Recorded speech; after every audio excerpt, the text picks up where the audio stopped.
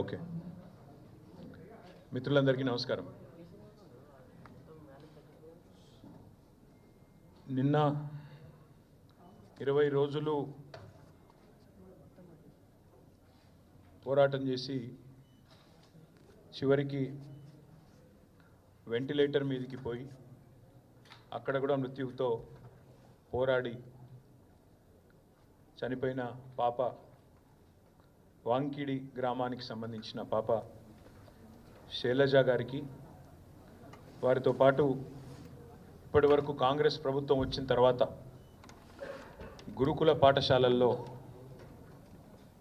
మరణించిన 48 మంది పిల్లలకి, వారి కుటుంబ సభ్యులకి ముఖ్యంగా మా పార్టీ తరపున ప్రగాఢమైన సానుభూతిని, ప్రగాఢమైన సంతాపాన్ని తెలియజేస్తూ, నిజంగా కూడా ఈ ప్రభుత్వం కనీసంగా పేద పిల్లలు ఎవరైతే తల్లిదండ్రులు ప్రభుత్వమే తల్లిదండ్రి చూసుకుంటుంది మా పిల్లల్ని అని చెప్పి భావించి గురుకుల పాఠశాలకు పంపిస్తారు.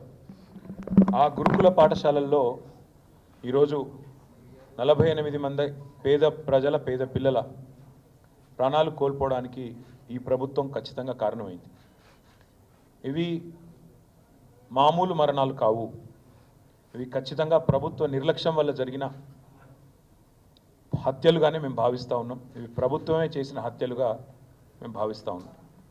నాకు బాగా గుర్తుంది, నా నియోజకవర్గమైన సిరిసిల్లలో ఎల్లారెడ్డిపేట గ్రామానికి సంబంధించి ఒక బాబు ఇట్లాగే గురుకుల పాఠశాల కోరుట్లలో చనిపోతే నేను పోయి ఆ కుటుంబాన్ని, ఆ తల్లిదండ్రిని పరామర్శించి వచ్చిన. ఆ తల్లి ఆ రోజు నాకు చెప్పిన మాట, నాకు జరిగిన క్షోభ ఇంకెవరికి జరగకూడదన్నా, దయచేసి ప్రభుత్వం మీద పోరాడండి, ప్రభుత్వాన్ని ప్రశ్నించండి అన్నారు. మేము ప్రభుత్వాన్ని ప్రశ్నిస్తూనే ఉన్నాం, నిలదీస్తూనే ఉన్నాం, ప్రభుత్వానికి తన బాధ్యతను గుర్తు చేస్తూనే ఉన్నాం. కానీ ప్రభుత్వం ఇప్పటి వరకు కనీసం గురుకుల పాఠశాలల్లో ఉండే పరిస్థితుల పట్ల, ముఖ్యంగా ముఖ్యమంత్రి రేవంత్ రెడ్డి ఈరోజు వరకు ఒక సమీక్షా సమావేశాన్ని కూడా నిర్వహించని మాట వాస్తవం. అందుకే ఆ 48 మంది పిల్లలు ఎవరైతున్నారో వారి మృతికి ఖచ్చితంగా ఈ రాష్ట్ర ప్రభుత్వమే బాధ్యత తీసుకోవాలి. రేపు శాసనసభ సమావేశాల్లో కూడా ఆ పిల్లల కుటుంబాల తరపున, ఇంకా లక్షలాదిగా ఉన్న పేద పిల్లల కుటుంబాల తరపున ప్రభుత్వాన్ని తప్పకుండా నిలదీస్తాం. ప్రభుత్వాన్ని తప్పకుండా ఈ విషయంలో శాసనసభలో కూడా 100% చీల్చి చెండాడుతామనే మాట కూడా మీకు నేను తెలియజేస్తా ఉన్నాను. అట్లాగే పిల్లలు కూడా నిబ్బరంగా ఉండండి, దయచేసి కష్టాలు ఇబ్బందులు కొన్ని ఉండవచ్చు, కానీ ఆత్మహత్య చేసుకునే పరిస్థితి లేదా ఏమన్నా తీవ్రమైన అనారోగ్యం పాలైతే అవసరమైతే బీఆర్ఎస్ పార్టీని సంప్రదిస్తే మిమ్మల్ని ప్రైవేట్ హాస్పిటల్లో కూడా చేర్పించి మిమ్మల్ని కాపాడుకునే ప్రయత్నం మేము చేస్తాము. తప్పకుండా అట్లాంటి పరిస్థితి ఎక్కడన్నా ఉంటే తల్లిదండ్రులు కూడా భయపడవద్దని, బాధపడవద్దని, వారికి కూడా నిబ్బరంతో ఉండాలని చెప్పి కూడా ఈ సందర్భంగా వారికి విజ్ఞప్తి చేస్తూ ఉన్నాం. నిన్న రేవంత్ రెడ్డి గారు, నిజానికి నేను ఈరోజు ప్రెస్ మీట్ మాట్లాడాలని కూడా అనుకోలేదు, ఎందుకంటే నిన్ననే మహబూబాబాద్లో లగచర్ల గిరిజనులకు సంబంధించిన సంఘీభావ సభ ధర్నా ఏదైతే జరిగిందో అక్కడే చాలా విషయాలు మాట్లాడాలని అనుకోలేదు. కానీ నిన్న ఆయన మాటలు, ఆయన వైఖరి చూస్తూ ఉంటే, ఆయన లేవనెత్తిన కొన్ని ప్రశ్నలు, కొన్ని అనుమానాలు, దానికి ఇవాళ మీడియాలో వచ్చిన విస్తృతమైన కవరేజ్ చూసిన తర్వాత మాట్లాడక తప్పని పరిస్థితి మాకు కలుగుతూ ఉంది. ఎట్లా ఉంది ఈరోజు అంటే, నిజంగా చూస్తూ ఉంటే ఆయన ప్రెస్ మీట్ చూస్తే అసహనము, ఫ్రస్ట్రేషను, ఒక నిస్పృహ, అంటే నేను వెనక్కి తగ్గాల్సి వచ్చింది అనే ఒక ఈగోయిజము, రాహుల్ గాంధీతో తిట్లు పడ్డ తర్వాత, ఢిల్లీకి వెళ్ళి మొట్టికాయలు పడ్డ తర్వాత సహజంగానే ఉండే కోపం అవన్నీ వెలగెక్కి నన్ను కూడా పర్సనల్గా నానా బూతులు తిట్టినాడు. నాకైతే చూస్తే ఒకటే అనిపించింది, ఇప్పుడు రేవంత్ రెడ్డి గారు 10-15 సంవత్సరాలుగా అందరికీ చెప్తా ఉండేటోడు ఎప్పటికైనా ముఖ్యమంత్రిని అవుతానని. మరి ముఖ్యమంత్రి అయిన తర్వాత కూడా ఇంత ఫ్రస్ట్రేషన్ ఎందుకు? ముఖ్యమంత్రి అయిన తర్వాత కూడా రోజు కేసీఆర్ని తిట్టుడెందుకు? ముఖ్యమంత్రి అయిన తర్వాత కూడా రోజు మా మీద ఏడుపులేందుకు? కావాల్సిన పదవి వచ్చింది, కావాల్సినంత దోపిడీ జరుగుతూనే ఉంది నీకు నిరాటంకంగా. మరి అట్లాంటప్పుడు ఇంత ఫ్రస్ట్రేషన్ ఎందుకో నాకైతే అర్థం కావడం లేదు. నిన్న ఆయన వైఖరి చూస్తుంటే నాకైతే ఒకటే అనిపించింది, చిట్టినాయుడు గారికి చిప్పు దొబ్బింది అనిపించింది. ఎందుకంటే ఆయన మాటలు, ఆయన వైఖరి నిన్న అసలు ఏం మాట్లాడుతున్నారో కూడా తెలియనంత ఒక ఏదో పిచ్చి రిపోర్ట్ రిలీజ్ చేసినాడు నిన్న. ఇవన్నీ బీఆర్ఎస్ హయాంలో విడుదల చేసిన అదానికి ఇచ్చిన ప్రాజెక్టులు అంటాడు. అరే ఎంత మూర్ఖత్వం అంటే దీనికి నాకు ఏం చెప్పాలో కూడా అర్థం కావట్లేదు. ఎంత మూర్ఖత్వం అంటే ఇందులో నేషనల్ హైవే ప్రాజెక్టులు, జాతీయ రహదారుల ప్రాజెక్టులు బీఆర్ఎస్ ప్రభుత్వం ఇచ్చిందంటాడు. ఈయన మొన్నటిదాకా ఎంపీగా పనిచేసిండు. జాతీయ రహదారుల ప్రాజెక్టులు రాష్ట్ర ప్రభుత్వం ఇస్తుందండి ఎక్కడన్నా? మరి గడ్కరీ గారు ఇక్కడ పనిచేస్తుండా, అక్కడ పనిచేస్తుండా? ఈయన మొన్నటిదాకా అక్కడున్నాడా, ఇక్కడున్నాడా? అసలు ఈరోజు ఎక్కడున్నాడు? మాకే అర్థం కావట్లేదు. అంటే ఇంత మూర్ఖంగా, ఇంత మొండిగా ప్రజల యొక్క తెలివితేటల్ని తక్కువ అంచనా వేసి నోటికొచ్చినట్టు వాగుతాను. మంత్రిత్వ శాఖ జాతీయ ఉపరితల రవాణా అంటే నేషనల్ సర్ఫేస్ ట్రాన్స్పోర్ట్, గడ్కరీ గారు మంత్రి. ఆయన డిపార్ట్మెంట్ టెండర్లు పిలిచి అందులో అదానికి దేశమంతా వర్కులు వచ్చినాయి, ఈడొచ్చినాయి. అది మాకు అంటగడతానంటే ప్రజలు పిచ్చివాళ్ళు కాదు. ఇవాళ మా జర్నలిస్టు మిత్రులకు కూడా అన్నీ తెలుసు. ఏదో నువ్వు చెప్తున్నావు కాబట్టి వింటున్నారు, కానీ నిజానికైతే అప్పుడే ప్రశ్నించాలా మీరు కూడా. సార్ అవి జాతీయ రహదారులు కదా అని అడగలేదు ఎవరు, కాబట్టి ఇప్పుడు నేను చెప్తున్నా. రెండవది రక్షణ శాఖకు సంబంధించి అసలు మాకు చాలా ఆశ్చర్యంగా ఉంది. రక్షణ శాఖ రాష్ట్ర ప్రభుత్వ ఆధీనంలో ఉంటుందండి. రాజ్నాథ్ సింగ్ గారు ఏం చేస్తున్నారు మరిగా? రక్షణ శాఖ మంత్రి ఆయనకు ఎందుకు మరి? అంటే ఎంత మూర్ఖత్వం అంటే మాట్లాడితే కనీసం కొద్దిగా సోయి లేదు, ఏమి లేదు. ఇంకోటి 750 kV ట్రాన్స్మిషన్ లైన్ ప్రాజెక్టు, ఇది కూడా మాది కాదు, సెంట్రల్ గ్రిడ్ ఇది. అరే ఇవన్నీ గింత పిచ్చిగా, గింత మూర్ఖత్వంగా, గింత అవగాహన రాహిత్యంతో ముఖ్యమంత్రి మాట్లాడితే ఆయన ఏమనాలా? చిప్పు దొబ్బిందనకపోతే ఇప్పుడు దయచేసి నేను మీడియా మిత్రులను కూడా కోరుతా ఉన్నా, ఏది పడితే అది ముఖ్యమంత్రి నోట్లోంచి రాగానే అవేం భగవద్గీత అయిపోదు, అందులోకి వచ్చేటి అని శ్లోకాలు అయిపోవు. ఆయన మాట్లాడే దానిలో కూడా సరుకు ఉందా, సబ్జెక్ట్ ఉందా, లేకపోతే అంతా బబరాజమానం భజగోవిందమా అడగాలి కదా. మనం కూడా అక్కడ కూర్చున్న వాళ్ళం ఎదురుగా జర్నలిస్టులుగా డెఫినెట్గా ఆయన నిలదీయాలి. అది కేంద్ర ప్రభుత్వ ప్రాజెక్టు కదా సార్, నువ్వు ఎందుకు పిచ్చి పిచ్చిగా మాట్లాడుతున్నావు అని ఒక్కరన్నా అడగాలి కదా. అయితే ఇంకా ఆశ్చర్యం, ఇంకా చాలా ఆయన మాట్లాడుతూ ఉంటే డ్రై పోర్టు కూడా కేంద్ర రాష్ట్ర ప్రభుత్వాల సంయుక్త ఆధ్వర్యంలో చేసేది, దానికి కూడా కేంద్ర ప్రభుత్వం అనుమతి ఇవ్వాలి. వాళ్ళతో సహకరించి, ఎందుకంటే మనకు ల్యాండ్ లాక్ స్టేట్, మనకు సముద్ర తీరం లేదు కాబట్టి డ్రై పోర్ట్ అనేది ప్రతిపాదన మనం తీసుకొచ్చినాం. దానికి కూడా కేంద్ర ప్రభుత్వంతో ఇంకా సంప్రదింపులు చేస్తూనే ఉన్నాం. ఎవరికి ఏమి ఇవ్వలేదు, అది కూడా ఇచ్చినట్టుగా చూపెట్టినాడు. ఇంకా విచిత్రం, ఇక సారు ఇదివరకు కూడా లక్ష్మయ్య సార్ కూడా ఐటీ మినిస్టర్గా పనిచేసినారు, వారికి తెలుసు. పాపం చిట్టినాయుడికి ఏమో తెలియదు, ఎవడని చెప్తుంటాడా అంటే వినడు, అదో పెద్ద బాధ. ఆయన ఎంత మూర్ఖుడు అంటే, మేము కేసీఆర్ గారి ప్రభుత్వంలో రెండు దఫాలుగా మైక్రోసాఫ్ట్ నుంచి 31,000 కోట్ల పెట్టుబడులు డేటా సెంటర్ రంగంలో తీసుకొచ్చాం. ఒకటి ఫిబ్రవరి 2022లో 15,000 కోట్ల పెట్టుబడి, జనవరి 2023 సంవత్సరంలో 16,000 కోట్ల పెట్టుబడి. ఇవి రెండు కూడా నేను మీకు ప్రెస్ కటింగ్లు ఇస్తాను, చూసుకోండి. మేము ఓపెన్గా బాధాప్తా మైక్రోసాఫ్ట్ పెద్దలు సత్యనాదెల్ల గారి నుంచి మొదలు పెడితే వాళ్ళ వివిధ అధికారులను కలిసి ఒప్పించి మెప్పించి హైదరాబాద్లో ఉండే సానుకూల పరిస్థితులు వివరించి, ఇక్కడి ప్రభుత్వం యొక్క మంచి విధానాలు వివరించి మొత్తం 31,000 కోట్ల పెట్టుబడి మైక్రోసాఫ్ట్ డేటా సెంటర్లు, వాటికి మేము సాధించాం. ఈ ముఖ్యమంత్రి గారి పరిజ్ఞానం ఎంత అంటే, వీటిని నిన్న ఆయన విడుదల చేసిన దానిలో మైక్రోసాఫ్ట్ డేటా సెంటర్లో ఆయన ఏం విడుదల చేసిండు నిన్న లిస్టులో? Adani data centre. ఇక ముఖ్యమంత్రి గారు ఎట్లాంటి వాడంటే, ఈయన పాపం ఈయనకు తెలియదు. ఇదివరకు కూడా ఒకసారి ఇట్లే మాట్లాడిండు. సత్యనాదెల్లా అని ఉన్నాడు, ఆయన ఎవరా విప్రో సీఈఓనా అని మాట్లాడిండు. ఇప్పుడు కూడా గంతే. మైక్రోసాఫ్ట్ డేటా సెంటర్ పెట్టుబడిని ఆనాడు కేసీఆర్ ప్రభుత్వం 31,000 కోట్లు సాధిస్తే అవగాహన లేకుండా, ఇప్పుడు మాట్లాడేటప్పుడు కనీసం అధికారులు చెప్పేదన్న వినాలి కదా. నువ్వు ముఖ్యమంత్రివి, నువ్వు తప్పు మాట్లాడితే రాష్ట్ర గౌరవం మంటగలుస్తుంది. ఏది పడితే అది మాట్లాడడం అనేది ఆయనకు మంచిది కాదు. ఇప్పుడైనా సవరించుకో అని చెప్తా ఉన్నా చిట్టినాయుడు గారికి. ఇప్పుడైనా సవరించుకోండి. 31,000 కోట్ల పెట్టుబడి రాష్ట్రానికి వచ్చింది. నా జేబులకు పోలే, కేసీఆర్ గారి జేబులకు పోలే, రాష్ట్రానికి వచ్చింది. రాష్ట్ర సంపద పెంచే అంశం, రాష్ట్రానికి మంచి జరిగే అంశం. దీనివల్ల మైక్రోసాఫ్ట్ వచ్చిందంటే తర్వాత అమెజాన్ వచ్చింది, అది ఇంకా 36,000 కోట్ల పెట్టుబడి, $4.7 బిలియన్ పెట్టుబడి. ఇవి రెండు మా ప్రభుత్వంలో అత్యధిక FDI, మేము తీసుకొచ్చిన అత్యధిక ఫారెన్ డైరెక్ట్ ఇన్వెస్ట్మెంట్. ఇగో ఈ రెండు, అమెజాన్ అండ్ మైక్రోసాఫ్ట్. ఒకటి 31,000 కోట్లు, ఇంకోటి 36,300 కోట్లు. ఈ రెండు కలిపితేనే 67,000 కోట్లు. అంటే ఇది మా ప్రభుత్వం సాధించిన ప్రగతి. ఇక మీరు ఇంకేదో చూపెట్టిండు, ఏదో దొరకబట్టినట్టు ఈ ఫోటో చూపెట్టిండు. నేను అదానిని కలిసిన, బరాబర్ కలిసిన. ఎడబెట్టిన నేను కలిసి నా ట్విట్టర్లో నా అఫీషియల్ అకౌంట్లోనే పెట్టిన నేను. నేను దాచుకున్నాను నీ లెక్క 4 గంటలు రహస్య సమావేశాలు చేసినా, లేకపోతే చీకట్లో పోయి కోయినూరు రోడ్ల కాళ్ళు పట్టుకున్నాను. బరాబర్ దావోస్లో కలిసినాం. తర్వాత ఏం చేసినాం, ఒక ప్రపోజల్ ఇచ్చిండు, యోగి గీ పని చేసినాం మేము. KCR rejects Adanis offer. మేము నీ లెక్క మాకు ఏం చేసినా బాజాప్తా చేసినాం తప్ప బేజాప్తా చేసే కర్మ మాకు లేదు. అదానీని మేము ఎన్నడూ ఎంకరేజ్ చేయలే. మేము రెడ్ సిగ్నల్ చూపెట్టినాం, నువ్వు రెడ్ కార్పెట్ వేస్తున్నావు. ఇది వాస్తవం.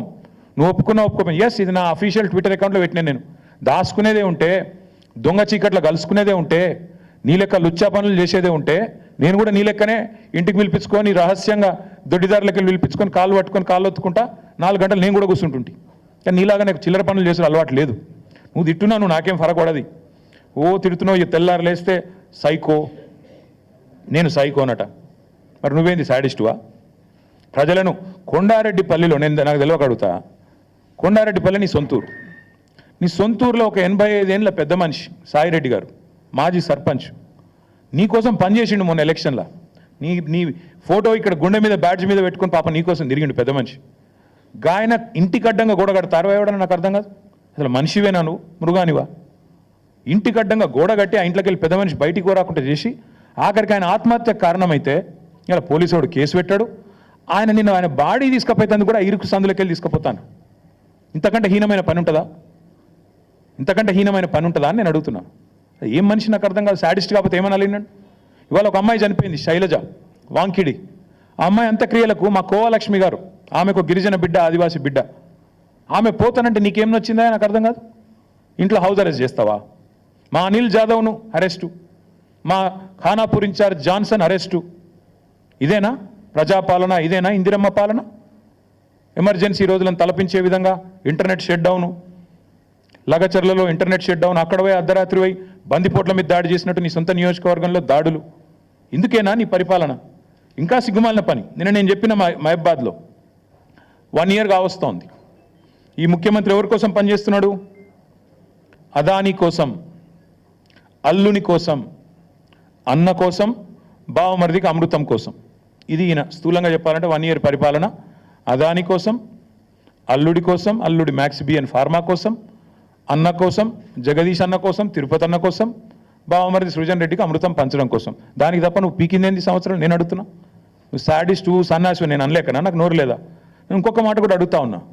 అదానీని నువ్వేదో పెద్ద గొప్ప పని చేసినట్టు నాకైతే ఒక డౌట్ వస్తుంది బాస్, మీరు చెప్పాలా మరి. నేను ఎప్పుడు చెక్ ఇచ్చిండు అదానీని చూసుకున్నా.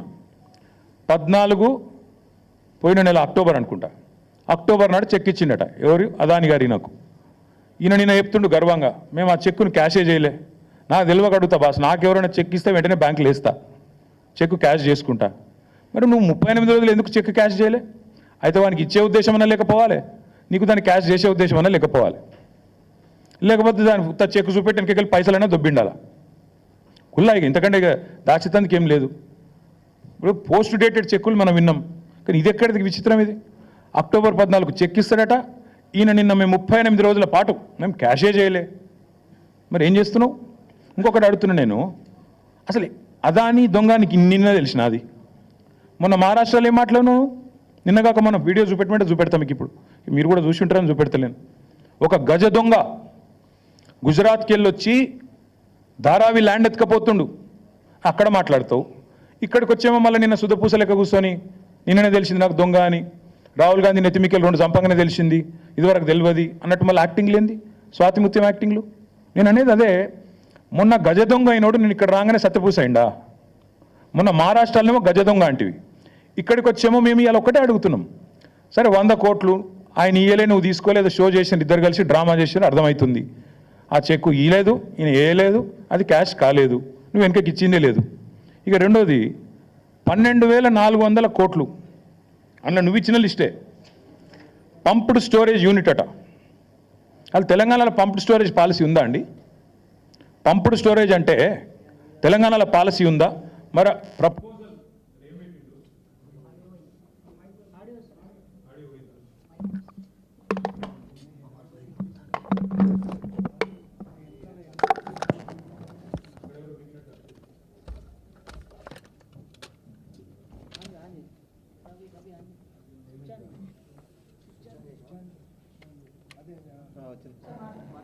నిన్న రెండు విషయాలు బయటపెట్టినారు ముఖ్యమంత్రి.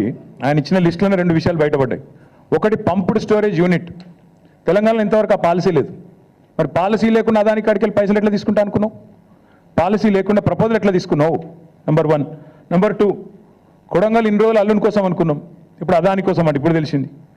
9 మిలియన్ టన్నుల ప్లాంటు కొడంగల్లో సిమెంట్ ప్లాంట్ పెడతారట. మొన్న రామన్నపేటలోనేమో మొత్తం ప్రజలు మరలబడ్డారు, ఇక్కడ సిమెంట్ ప్లాంట్ పెట్టద్దు, అదానిది అంబుజా ప్లాంట్ అని. అక్కడ సిగ్గురాలి ఇంకా అది అట్లే పెడతారట, అందులో మూసీలకు కాలుష్యం పంపిస్తారట. ఇప్పుడు మీదికెళ్ళి కొడంగల్లో మళ్ళీ కొత్త దుకాణం, మళ్ళీ 9 మిలియన్ మెట్రిక్ టన్నుల ప్లాంట్ అదాని గారిది కొడంగల్లో. నేను అందుకే అంటున్నా, అల్లుని కోసం, అదాని కోసం, అన్నల కోసం, బామ్మరి కోసం, అమృతం పంచడం కోసమే పనిచేస్తున్నావు నువ్వు. ఇది అది ప్రూఫ్ నువ్వే ఇచ్చినావు. అసలు పంప్డ్ స్టోరేజ్ పాలసీ లేకుండా ఎట్లా తీసుకున్నావు? నువ్వు ఎట్లా తీసుకుంటున్నావు ప్రపోజలు? చెప్పండి. ప్రభుత్వానికి ఒక పాలసీ ఉండాలి కదా, నిర్దిష్టమైన విధానం ఉండాలి కదా. అదే లేకుండా ఎట్లా పిలుస్తున్నావు ఆయన? నాకు అర్థం కాదు. దాంతోపాటు సరే నేను ప్రశ్నిస్తే నేను సైకో, నేను అడుగుతున్నా, తెలంగాణని ఒక దొంగోడికి దోచిపెడుతున్నావు కదా, ఒక గజ దొంగకు నువ్వు సన్నాసివా, శాడిస్టువా, ఏంటిది నువ్వు? మరి తెలంగాణ వనరులను ఇంత దుర్మార్గంగా దోచిపెడుతూ మీదికెళ్ళి ఇవాళ నువ్వే శుద్ధపూస ముచ్చట్లని చెప్పినావు. నిన్న చెప్పి మళ్ళీ మీ అనుంగు పత్రికలు ఇవాళ వచ్చింది, Adani is here to stay. Adani ఉంటాడు, బరాబర్ ఉంటాడు. రాహుల్ గాంధీ నెత్తి మీద మొట్టికాయలు వేస్తే ఏదో పైకి ఒక 100 కోట్లు ఇచ్చి లోపల మాత్రం మళ్ళా పక్కా కొసరు అట్లా ఇచ్చినట్టు చేసి అసలు మాత్రం అట్లే ఉంటుంది అని చెప్పినట్టు ఇవాళ Adani is here to stay. నేను అడుగుతున్నా, మన హిండెన్బర్గ్ రీసెర్చ్ అనే రిపోర్ట్ ఎప్పుడు వచ్చిందండి? 3 నెలల కింద వచ్చింది. చదువు రాదా, అర్థం కాదా? నిన్ననే తెలిసింది అదాని దొంగ అని. మీరు రాహుల్ గాంధీ లబలబా అని మొత్తుకుంటూనే ఉన్నాడు కదా. ఎప్పటి నుంచి ఘోషిస్తున్నాడు రాహుల్ గాంధీ? అదాని దొంగ, చౌకీదార్, చోర్ హే, అదాని ఫ్రాడ్ హే అంటూనే ఉన్నాడు. మరి ఎందుకు 100 కోట్లు ఎందుకు ఇస్తున్నావు? కొసరు మాత్రమే ఎందుకు ఇస్తున్నావు? అసలు 12,400 కోట్ల ఒప్పందాలు ఎందుకు రద్దు చేస్తలేవు? మేమేదో చేసినామంటున్నావు, అవి కూడా రద్దు చేయి. మేము వద్దంటున్నామా? మేమేదో చేసినామంటున్నావు కదా, మేము చేయనే లేదు. మైక్రోసాఫ్ట్ ఇది అదాని అంటావు, నీ పరిజ్ఞానం అది. ఒకటి మాత్రం పక్క, ఈ ముఖ్యమంత్రి ఆయన ఇంటి పేరు మార్చుకోవాలి. ఆయన అనుముల కాదు, అబద్ధాల రేవంత్. ఇంత పచ్చబద్దాలు చెప్తాడండి ఎవడన్నా ముఖ్యమంత్రి అంటాడు? ఇంత దుర్మార్గమా? మైక్రోసాఫ్ట్ డేటా సెంటర్ని పట్టుకొని అదాని డేటా సెంటర్. అదేవిధంగా నేషనల్ హైవే ప్రాజెక్టులు మేము ఇచ్చినాం, రక్షణ శాఖ ప్రాజెక్టులు రాష్ట్ర ప్రభుత్వం ఇచ్చింది, ఎలక్ట్రికల్ ట్రాన్స్మిషన్ ప్రాజెక్ట్ అది కూడా కేంద్ర ప్రభుత్వ ప్రాజెక్టు మేము ఇచ్చినాం. ఇంత పచ్చి అబద్ధాలు చెప్పేటోడు అనుముల రేవంత్ రెడ్డి కాదు, అబద్ధాల రేవంత్ రెడ్డే. అందుకే నేను అనేది, ఈ కాయిదాలు, ఈ డ్రామాలు ఇవన్నీ పక్కకు పెడితే రేవంత్ రెడ్డి నీకు అసలు కేసీఆర్ గారి గురించి మాట్లాడతాడు. నిన్న సరే నన్నంటే తిట్టినావు, నీకంటే వయసులో చిన్ననే కాబట్టి పడతా అనుకో. కేసీఆర్ గురించి మాట్లాడతావు, ఎంత ధైర్యం నీకు? నాకు అర్థం కాక అడుగుతా, ఏం తప్పు చేసిండు కేసీఆర్ గారు? అవుట్ రైట్గా అదానీ ఆఫర్ను రిజెక్ట్ చేయడమే కేసీఆర్ చేసిన తప్ప. KCR rejects Adanis offer. This is KCR. Red signal ఇచ్చిండు కేసీఆర్. దేశం మొత్తం ఇంకా అదాని గురించి తెలియకముందే మేల్కొన్న ముఖ్యమంత్రి కేసీఆర్. ఇక్కడనే కాదు, కేసీఆర్ గారు ఓపెన్గా యశ్వంత్ సిన్హా గారు రాష్ట్రపతి ఎన్నికల్లో పోటీ పడ్డప్పుడు ఓపెన్గా అడిగిండు, ఎవరి కోసం 10% బొగ్గు దిగుమతి అనే పాలసీ ఎవరి కోసం? ఒక వ్యక్తికి మేలు చేయడం కోసమే కదా అని గర్జించిన ఒకే ఒక్క ముఖ్యమంత్రి కేసీఆర్. నీలాగా కొడంగల్లో సిమెంట్ ప్లాంట్ కోసమో లేదా మీ మంత్రుల ఈడీ కేసులో రాజీ కోసమో చీకట్లో కాళ్ళు పట్టుకునే రకం కాదు కేసీఆర్ గారు. బరాబర్ బాజాప్తా అడిగిండు. నువ్వు బ్యాగులు మోసిన దొంగవు కాబట్టి బురద మా మీద ఊస్తా, నువ్వు చేసే లుచ్చా పనులు ప్రపంచమంతా చేస్తుంది, నీలాగా గౌతమ్ బాయ్ అని చిల్లర పనులు చేసుకుంటూ ఆయన చుట్టూ తిరిగి మస్కా కొట్టే టైపు మేం కాదు, మాకు ఆ కర్మ పట్టలేదు. ఒకటి మాత్రం పక్కా చెప్తున్నా, నువ్వు ప్రశ్నించకపోయినా నువ్వెన్ని డ్రామాలు చేసినా, నేనేదో రాహుల్ గాంధీ గట్టిగానే వరకు దిగినవు రంగంలోకి, మాకు తెలియదని కాదు. రాహుల్ గాంధీ 2 ఫోన్ చేసి దొబ్బితే ఇక ఇజ్జత్ పోయింది, ఎట్లాగో మార్కెట్లో ఏదో ఒకటి చేయాలని చెప్పి కవరింగ్ కోసం నిన్న దిగినావు, తప్పు ఒప్పుకున్నావు. అదాని నుంచి 100 కోట్ల విరాళం ఏదైతే తీసుకున్నావో చెంపలేసుకున్నావు.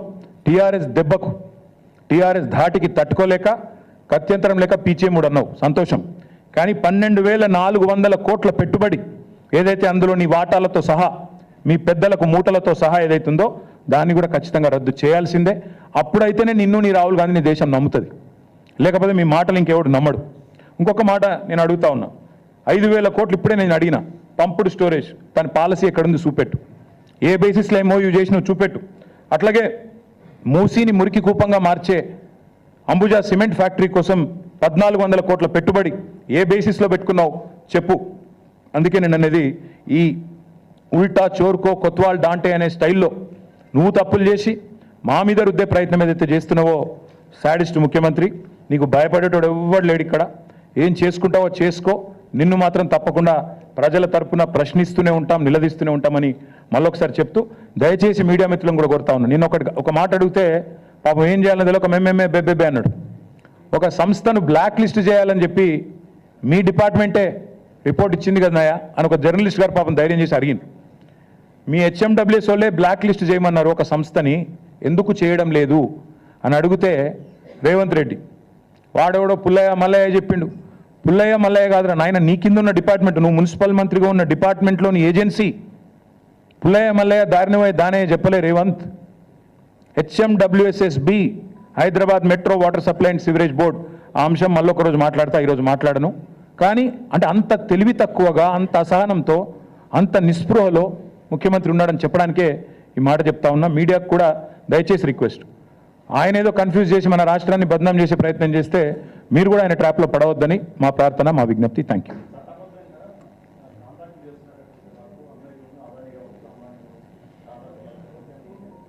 చట్టబద్ధంగా కాంట్రాక్టులు చేయవచ్చని మాకు ఇన్ని రోజులు తెలియదు, ఈయన వచ్చినాకనే తెలిసింది. కరెక్టే, ఇక ఈయనే చెప్పాలి మాకు చట్టబద్ధం గురించి.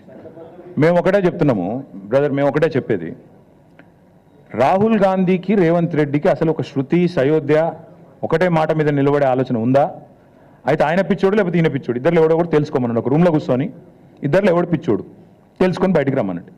అదాని ఫ్రాడ్ అని మొత్తం రాహుల్ గాంధీ ప్రపంచమంతా తిరిగి చెప్తాడా? లండన్ పోతే అదే చెప్తాడు, న్యూయార్క్ పోతే అదే చెప్తాడు, వేరే దేశాలకు అదే చెప్తాడు, మన దేశంలో ప్రతి రాష్ట్రం పోయి చెప్తాడు. మరి రేవంత్ రెడ్డి గారేమో ఇక్కడ అదాని గారి బాగా ఊదుకుంటూ బడే బాయ్ గౌతమ్ బాయ్ అని ఈయన తిరుగుతాడు. ఇద్దరు లెవెల్ పిచ్చోళ్ళు వాళ్ళు తెలుసుకుంటే మంచిది. ఎందుకంటే చట్టబద్ధము రాజ్యాంగబద్ధము నాకు అంతకంటే అందంగా మాట్లాడొచ్చు. ఇలా రాజ్యాంగ దినోత్సవం కూడా నేను కూడా చాలా మాట్లాడగలుగుతాను. కానీ రేవంత్ రెడ్డి గారు రాహుల్ గాంధీ గారు తెలుసుకుంటే మంచిది.